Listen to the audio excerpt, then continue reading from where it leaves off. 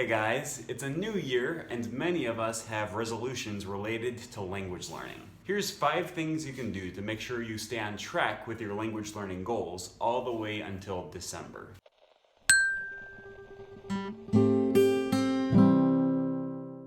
Number 1.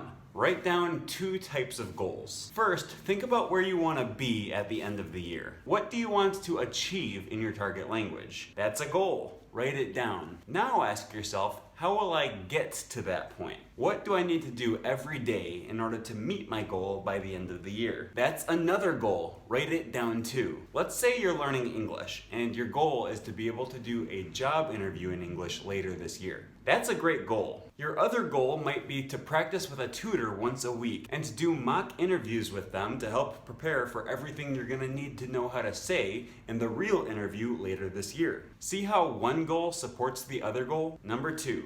Make your goals measurable. Avoid making goals like, I want to become fluent, because I can't think of a word that is less precise than the word fluent. How will you ever know if you've reached that goal? Instead, decide precisely what you want to be able to do in that language. A measurable goal would be something like, this December, I want to be able to order food from the local Vietnamese restaurant entirely in Vietnamese. Or, I want to read Don Quixote this year. When your goals are measurable, you have something concrete to work towards. It's easy to see the light at the end of the tunnel, and you'll always know if you're on track to meet your goals because it's something easy to measure. Number 3, prioritize input over studying. I don't like goals that are related to your Duolingo tree, or textbooks, or your language notebook. Comprehensible input is a much stronger learning strategy. So if you're gonna make a goal about watching videos in German, they should be videos in German about something that you enjoy. In my opinion, grammar videos are okay, but there's just usually a better way to spend your time. Remember, it's more productive to read books in your target language than books about your target language. Number 4.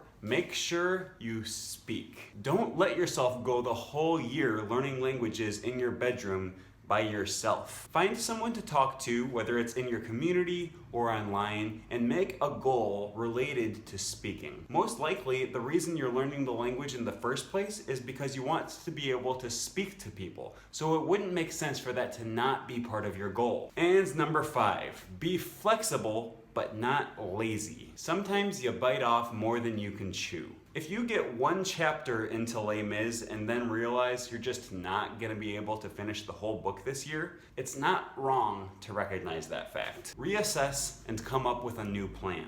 Maybe read the abridged version instead, or find a newer novel that's not quite as challenging. But don't give up. You can change your goal, but don't scrap the idea entirely. Just take this as a learning experience and grow from it. You might also find that your goals become too easy after a while. Right now, I have a goal of reading a 1-page story per day in Thai. And that's a challenge for me right now. But hopefully 1 page a day will become pretty easy before too long. In a month or 2, I might reassess that goal and make it more challenging. If you want to keep hearing about the best ways to learn a new language, be sure to click this playlist here. It's called Finally Learn That Language because I guide you through all the steps you need to take in order to finally start making progress in the language that's been on your mind all these years. Now go into the world and learn that language.